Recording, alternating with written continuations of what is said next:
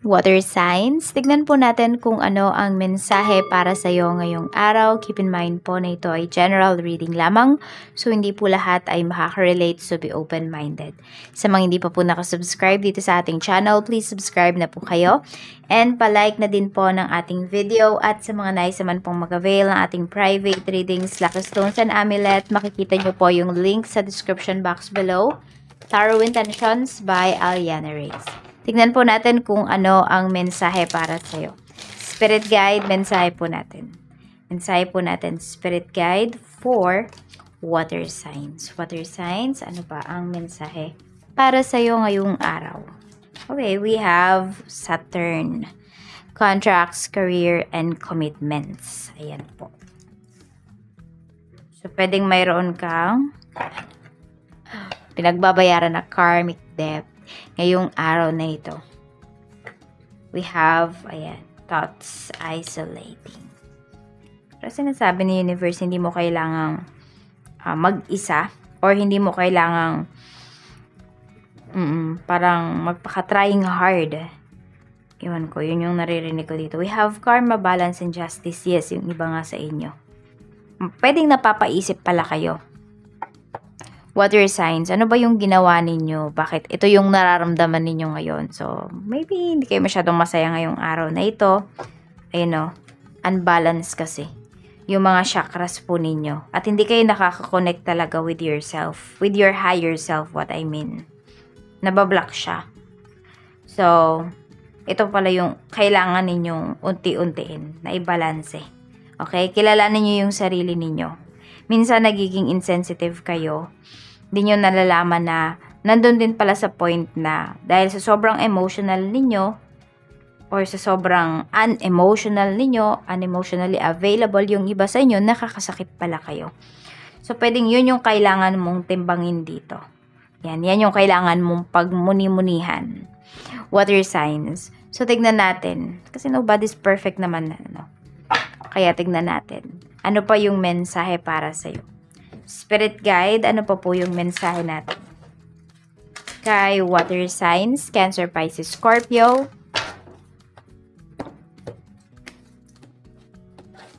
Meron tayo ditong finish what you've started. Ayan. So, wag kang ningas kugon. Water signs, yung may sinimulan ka tapos hindi mo tatapusin. Or may sinabi ka sa isang tao tapos hindi mo tutuparin. Finish what you've started.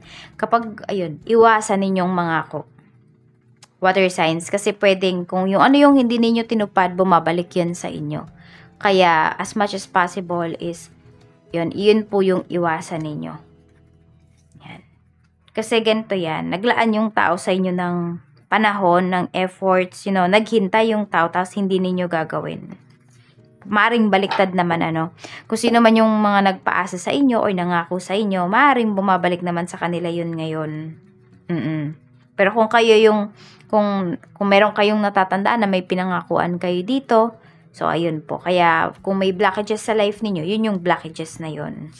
We have one step at a time. Ayan. So kung meron kayong mga iniisip ngayon, huwag niyong pagsabay-sabayin. Ay, mababurn out kayo dyan.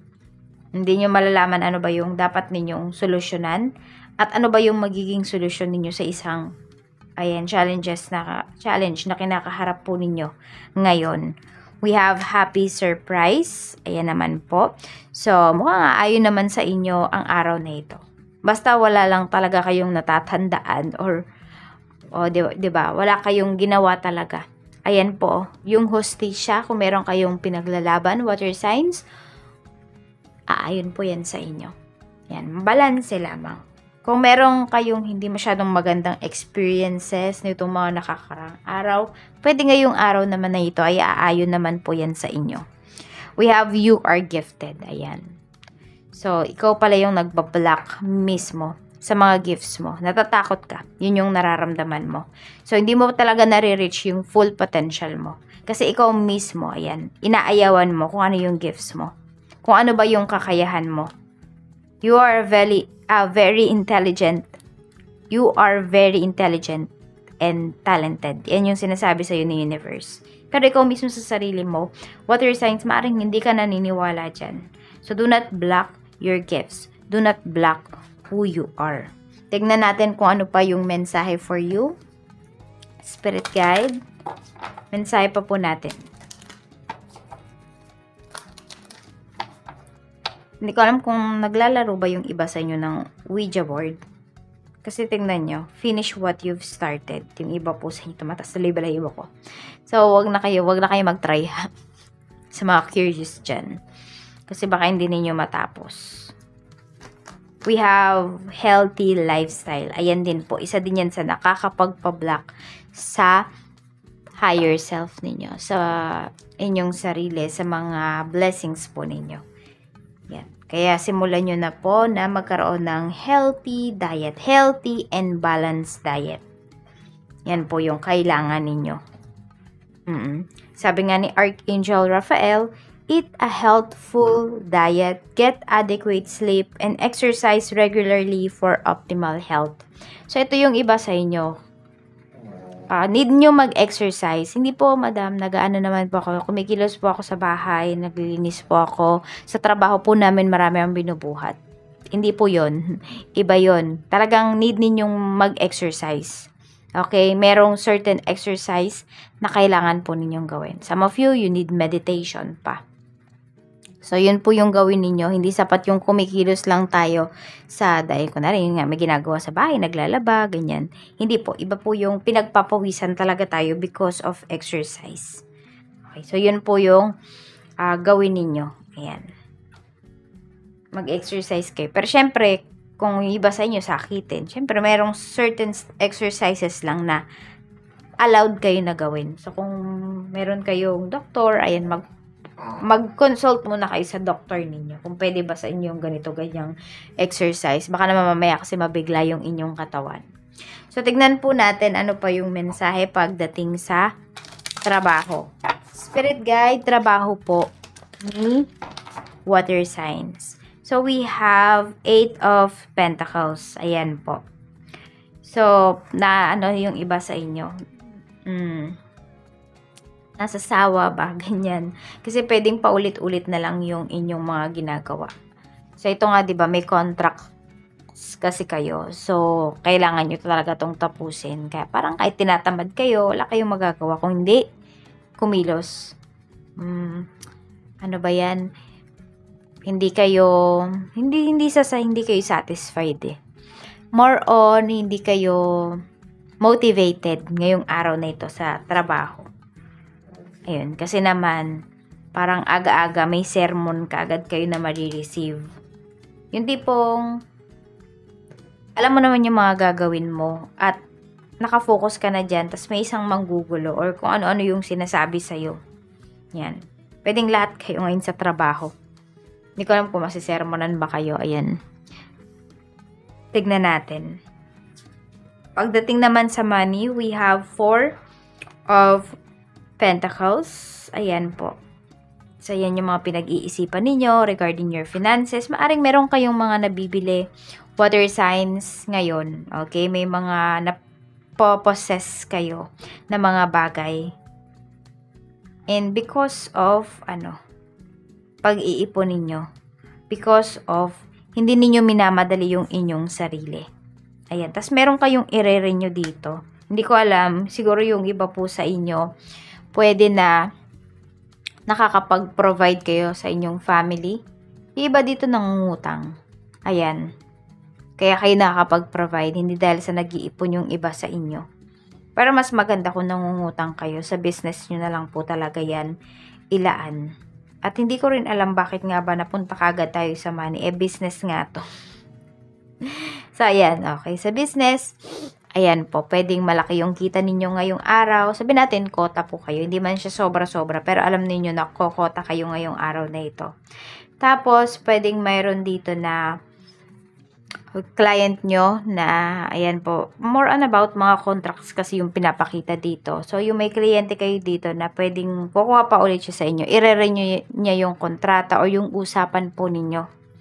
So, another kita na naman. So, baka may magbabayad talaga sa inyo ngayong araw na ito. Kung may problema naman po kayo pagdating dito sa inyong negosyo, sinasabi ni Universe na Huwag niyong biglayin yung inyong sarili. Ayan, baka meron kayong binabayaran na utang dito sa inyong business. So, huwag niyo pong bayaran ng bigla. Unti-unti niyo lang. Kasi pag binayaran niyo yan, mawawalan kayo ng puhunan. So, mahirapan yung business niyo. Mapipilayan yung business ninyo. Tingnan natin. Pagdating naman sa money, we have 10 of Pentacles. Meron tayo ditong King of Cups. So, may magagrant dito na pinaglalaban nyo talaga. Or kung ano man tong kinukuha ninyo, magagrant siya sa inyo. Hindi ko alam kung loan ba yan or meron nga kayong pinaglalaban dito. Kasi we have justice, balance, and karma. So, kung meron na kayong matagal nang hinihintay na pera dito, ayan po. Pwedeng bibilang na lang kayo ng 10 days to 10 weeks bago nyo ito makuha. So, medyo matagal pa rin, diba? So, kung 10 weeks yan, hindi ko alam kung aabutin ba yan ng bago naman matapos yung taon. Ayan po. So, pwedeng ito ay manggagaling sa isang lalaki. Yan o. Tignan natin. Pagdating naman sa lalaki na may katungkulan to. Sa love life mo, we have the wheel. Ayan po. So, mukhang meron kayong minamanifest dito. Water signs. Meron tayo ditong Knight of Cups.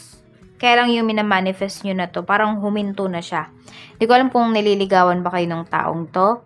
Or, ayan po kasi, mukhang parang nawalan ng yun, parang unmotivated kasi. Yun yung nakikita ko dito. Na-discourage yung tao. May nang discourage sa kanya. Pwede rin. Yun yung nakikita ko pagdating dito sa love life mo. Parang walang gana ngayong araw. Parang tinatamad. Yun yung nakikita ko. So, tingnan natin ano ba yung blessings na pwede mong ma-receive. Blessing spirit guide na pwede ma-receive ni water signs. We have school. Sabi, examine your beliefs about being tested. Ayan, tinetest kayo ni universe. Ayan po. So, ano ba ang inyong mga gagawin? Ano ba yung mga natutunan ninyo?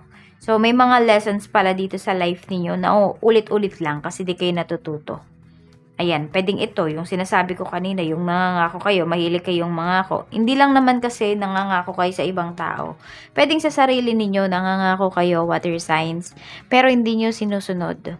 Wala kayong disiplina. Ayun po, yun yung kailangan ninyo.